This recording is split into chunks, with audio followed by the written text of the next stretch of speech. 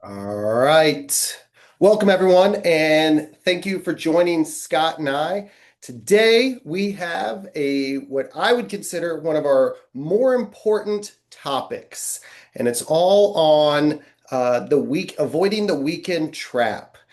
Scott and I, when we were planning out different topics, what we want to talk about, something that just kept coming up over and over and over again is how folks will, and myself included, so no judgment. We tend to do great, like, Sunday through Thursday, or we'll do good for the bulk of the week, and then things kind of head south on the weekend. I'm sure, hopefully, maybe if you guys can relate, hopefully, maybe you do a little better than I do. But anyway, Scott put together some amazing information just on really just how to stay on track on the weekends and but also keep it in mind we need to be realistic. As much as it would probably be in all of our best interest to eat chicken and broccoli 7 days a week, that's probably not going to happen. And so, we wanted to come up with maybe a little bit more of a compromise and a practical approach. So, Scott, before we dive into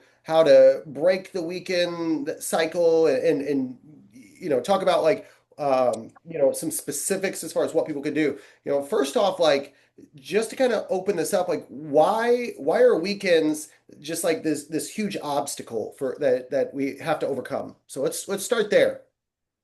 Yeah. So I wanted to start off with a little story that I think many people might find relatable that will kind of illustrate this topic. So Monday through Friday, you're disciplined, you pack all your meals, you hit your protein goals, maybe get a few workouts in, and then each day you save a little bit, say about 500 calories a day. By Friday, you've built up a nice little savings account. You've got about 2,500 calories to play with, and then the weekend rolls around. A couple of drinks here, some nachos there, maybe a dessert at dinner, going out to eat. And then Sunday night, turns out you spent that 2,500 and maybe even put another 500 on credit. Uh, Come Monday, you're frustrated. Why am I not losing weight? I was so good all week. Monday through Friday or Monday through Thursday, I absolutely crushed it. I didn't miss a workout. This happens all the time, and this is the weekend trap. So most people do a pretty good job Monday through Friday or Monday through Thursday. They have pretty structured schedules. They're meal prepping, packing their lunches. There's a lot fewer temptations during the week. And the weekends really just create a perfect storm between social events, going out to eat, parties, having a couple drinks. They also tend to be a lot less structured than the weekdays. So usually just not as much planning and a lot more winging it and just not really having any structure going into the weekend. And so that's something that I think will benefit everybody the most is just having a plan going into the weekend. You don't have to be perfect, but at least if you have a plan and a rough idea of what to expect and how to navigate some of those social functions, you'll come out much better on the other end. And then there's also definitely an emotional association involved. It's that feeling of, I did such a good job this week and I deserve this treat, or I deserve a couple of beers or a couple glasses of wine. The sad truth, however, is a small surplus over just 2 days can easily undo a full 5 day deficit. Um, a quick example. So let's say you were in a caloric deficit of about 500 calories Monday through Friday. So 5 days. That's 2,500 calories, just like the story that I mentioned. Um, Here is what I would consider like a pretty modest meal going out to eat, like a Kitty's pizza or something like that. Uh, Two slices of pizza, about 400 calories, maybe a little bit less depending on the toppings. Small Caesar salad, that's about 350. Two glasses of wine, 280. Add that up, and you're sitting a little bit over 1,000 calories in that one meal, not including any appetizers, bread with the salad, or dessert. That's almost 60% of your daily budget just in one meal. If you do that a couple days in a row, and the whole deficit is essentially spent. Boy, that's it's sad but true. And one of the things that I like that you really highlighted was, that it's really not one thing. It's not as if it's just just social events. That's a piece of it. But I like how you highlighted, it's the social events combined with the less structure, combined with maybe the emotional eating or the reward. It's all these, it's not often just one thing that's really sabotaging us, but all these things are contributing to make the just making it so much harder. So awesome information. Well, now that you've kind of laid it out there, like what do you do to break it? How do you break that cycle that people tend to fall into, one weekend after the next? Yeah. And so weight loss it really isn't about perfection. It's just about being consistent over a 7 day period and not just five. So I'm not perfect. John's not perfect. I don't pretend to be. But I think first you just have to keep things in perspective with your goals. And so sometimes uh, nutrition may not be your highest priority. If you have just tons of work stress and other things going on in your life, sometimes it's okay to kind of push it on the back burner and just try to maintain. But if you're in that period where weight loss is a major priority and you're really trying to buckle down, then there's really kind of four patterns that I think will really help. The first one is avoiding cheat days, where maybe you intend to have just kind of splurge a little bit, have some fun, go get a treat or one meal, and then that turns into a whole cheat day. And cheat days tend to turn into cheat weekends, where it's like, well, screw it. I already messed up. I'm just going to start again on Monday. In reality, that probably could easily set you back not just 1 week, but a couple of weeks. Um, then there's the social pressure to indulge as well. Again, going out to restaurants or hanging out with friends or weddings.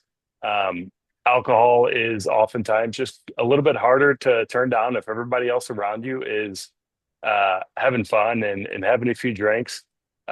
You can still drink and have alcohol, but you have to go into it with a plan. And so the first strategy really is just planning ahead. Don't wing it. You have to have a plan going into the weekends. Know your social events and decide before you go how you want to navigate them. Is that you know alcohol or dessert, but not both? Make that decision ahead of time. If you're going to drink, how many? Is it one, two, but there's a hard stop at two?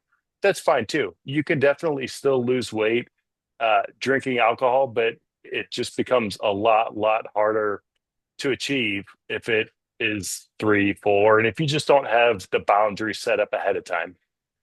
So keeping some structure with the throughout the day is also really helpful. So waking up at your usual time, eating a typical breakfast, primary or preferably protein packed breakfast, and then move your body.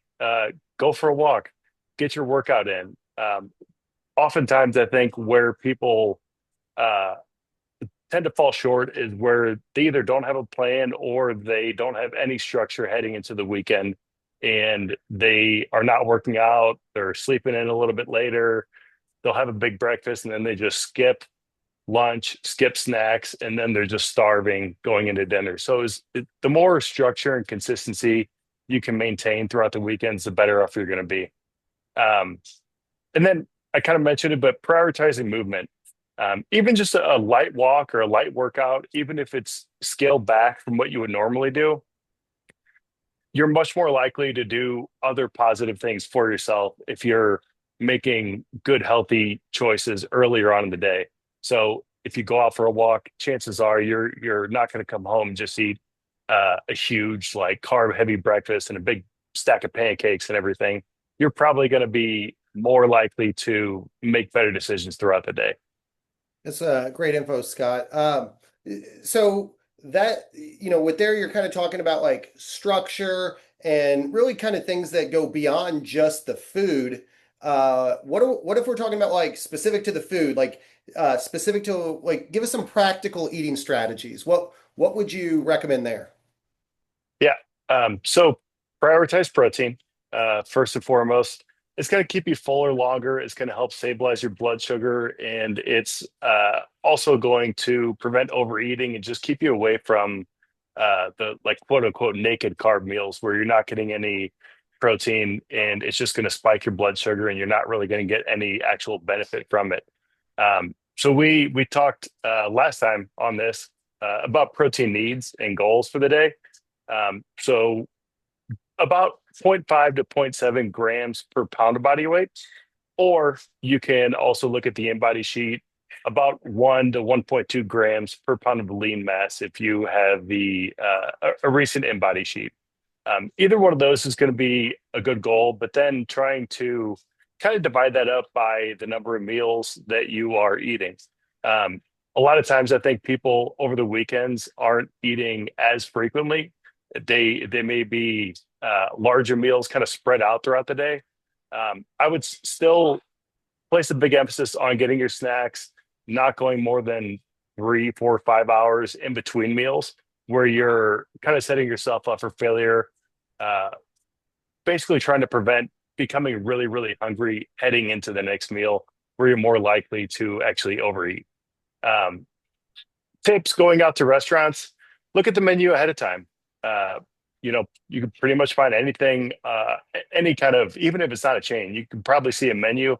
Do a little bit of research, just glance at it, 5 minutes, figure out what are like the one or two things that kind of sound good, and then which one of those is going to kind of align with your goals. Um, Choose lean proteins, so grilled chicken, fish, steak, shrimp, eggs, all those kinds of things. Opt for veggies for a side or get a salad, or fruit, trying to avoid any of the fried stuff. Ask for sauces, dressings on the side, and then you can control how much you're actually adding in and consuming. And then skip or share the dessert. Easier said than done, but again, having a plan going into it, maybe it's something that you have really, really have been looking forward to all week long. Go ahead and do it. Just maybe share it and control the portion size that you're actually having. That's awesome. Something that you said, or something that popped in my head based on what you said is one of my favorite quotes is small hinges swing big doors. And it's oftentimes these little small habits swing big doors. It's often these little things, these little changes that can really make a difference with our progress. And so I love some of the suggestions, just the sauces and the dressings on the side in and of itself, like, all right, saves you some calories, but might not feel like a lot. But when you start to compound that with maybe swapping the fries for the veggies or getting a side salad instead of the, whatever that's fried, or fruit, or sharing the dessert, or skipping the dessert entirely, or having, one glass of wine instead of two. All these little things definitely add up. So those are some great practical tips. What about like for the late night snacking though? So, not let's whether it's after the restaurant or, you're just staying at home and you decide not to go to a restaurant on a Saturday night. Let's talk about that late night snacking because we know that the damage doesn't just happen at the restaurant. So true. This is something that I struggle with from time to time too. And it's often driven by habit and not necessarily hunger. It's that feeling of I earned this or I deserve this or man, my week was so crazy. I was so stressed out. I finally just get to relax and it's just fun to eat some ice cream. But always ask yourself, is this actually helping me progress towards my goals or am I going to regret this in the morning? Those are two questions that I ask myself all the time. Sometimes it's worth it, hands down. But probably 90% of the time, it's really not worth it. And there's some other healthier alternatives that you could choose instead. Um, Replacing grazing with structured evening snacks. So instead of going to the kitchen after dinner, hanging out, just relaxing, watching a movie, getting a handful of chocolate chips and going back in, and then 10 minutes later, you're back in the kitchen, getting another little snack, and it repeats itself probably 3 or 4 times for a lot of people, adding up to 4, 6, 800 calories, depending on what you're actually eating. Um, a good snack that I actually have all the time in the evenings is Greek yogurt. Uh, you could do, especially if you have trouble hitting your protein goals throughout the day, plain Greek yogurt, mix in a little bit of protein powder of your choice, mix it up really well. You can add berries to it, any kind of like sliced almonds or nuts, maybe even a little bit of granola. Don't worry about the carbs that late at night. Again, we're not trying to be bodybuilders getting down to 4, 5, 6% body fat. If it's this or that, but this is, let's say, 400 calories versus the 900 calories that you typically have in ice cream, this is where it's at. Don't fret the little stuff. And again, it just goes back to having a plan. Another tactic I like a lot, we've mentioned this one before, but brushing the teeth early and having a cutoff ritual. So once you brush those teeth, have your snack, brush your teeth, and then it's done. But you really shouldn't feel like you're totally depriving yourself. You're just making good intentional choices throughout the weekend. If you go from 0 to 100 and you're just in a constant state of deprivation, it adds a lot of emotional stress to the equation. And chances are you're not going to be able to sustain it for very long. It'll be a couple of weeks or, a month or two. And then that frustration sets in and people tend to spiral. And that's when they fall off and maybe gain weight back. Yeah, it's so interesting. I love the brush the teeth early suggestion. It's amazing. It's almost like on a subconscious level, like we've just trained our bodies so that once you get that minty flavor, it's just like all of a sudden you're not hungry. And I know for me that's always the case. Anytime I brush my teeth, whether it's that or it's the laziness around like, well, I don't want to have to go brush them again if I eat again. It does work, and it really does kind of help with that, like you suggested, having a cutoff. So great suggestions there. Now, if we're talking specific to like a calorie deficit, and maintaining a calorie deficit, like you talked in the beginning, 5 days great, 2 days we fall off a cliff, and then we rinse and repeat the cycle. So if we're talking about maintaining a calorie deficit, without feeling like you're starving yourself, what are your thoughts there? Yeah, I really like the analogy of saving money. Just view calories like currency and having a savings account where you're intentionally eating just a little bit less, say 250 to 500 calories each day throughout the week, so that you are essentially burning about a half pound or so, depending on your actual goal and how much you had to lose. But viewing it like money really helps me. Another really good analogy that I like is like a brick wall. Like Monday to Friday, you're just working really hard. You're building brick by brick, and the wall's getting taller and taller. And then Saturday rolls around, you get the sledgehammer out and just bash it to pieces. And then Monday morning, you're just totally starting over, building the brick wall. And that is essentially what most people are doing, whether they realize it or not. Um, uh, Kind of a couple different scenarios here, just for illustration. Um, Three different scenarios. So one being not good at all. Let's say you do that 500 calorie deficit Monday through Friday. That's 2,500 calories that you're in a deficit, and then you're eating an additional, like your baseline plus 1,500 calories on Saturday and Sunday. You essentially just not only erased Monday to Friday, but you actually added on an additional 500 calories. That's what a lot of people do. It's actually really easy to do. The scenario, we'll call it scenario B. What most people tend to do though is they have that Monday to Friday 2,500 calorie kind of deficit saved up, and then the weekends are a little bit more relaxed. Maybe they don't have a plan, but they're not totally going off the rails. And there's just essentially no net change. It just kind of erased that deficit of 2,500 calories from earlier in the week. And they're starting off Monday just at a net zero. Which if your goal is just to maintain your weight, there's better ways to do it, but it's not the worst thing in the world. The perfect scenario would be that 2,500 calories minus 500 each day, Monday through Friday, and then slightly increasing the calorie level on over the weekend. just up to a maintenance level. And so then in that scenario, you're essentially losing about 3/4 of a pound per week. And that's what I think is a sustainable, realistic approach where you're still allowing yourself to relax a little bit on the weekends, going out to eat, navigating the social functions, but you're going into the weekends with a game plan and rules and guidelines so that you can still enjoy it and it is sustainable long term. You're not totally depriving yourself. You're not in a constant state of hunger, but it still allows you to lose weight long term. And it's just finding that balance for most people that is really tricky. But what I would recommend doing and what I find really helpful is either keeping a journal or MyFitnessPal or the Lose It app.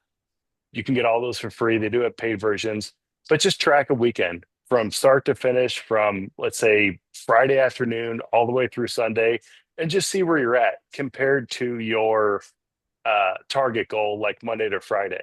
And if it's substantially higher, then you can just learn and adjust a little bit for the weekend following, so that basically you're just not sabotaging yourself. Um, if you're not willing to, because it is a little tedious, if you're not willing to track for the whole weekend, at least do dinners. Or if you're going out to lunch, it could be lunch, but I would try to track the largest meal of the day. And I find that really helpful. Yeah, it's great information. For anyone there that wants a little bit more specifics on the math, just as a reminder, you need a 3,500 calorie deficit in order to lose 1 pound of body fat. If you divide that by 7 days, that's 500 calories per day. That's why you'll often hear the number a 500 calorie per day deficit mentioned, because it's simple math that would get you to 1 pound of fat loss per week. What Scott's suggesting is if you have a 500 calorie per day deficit Monday through Friday, then on the weekends, or on the weekends, increase your calories by 500 per day. That's a fairly significant increase. But just, stop at that 500 calorie increase so that you're at a net zero for Saturday and Sunday. As a result, over the course of the week, you're still in a 2,500 calorie deficit, which would put you on pace to lose 1 pound roughly, I think, every like 9 days or 10 days.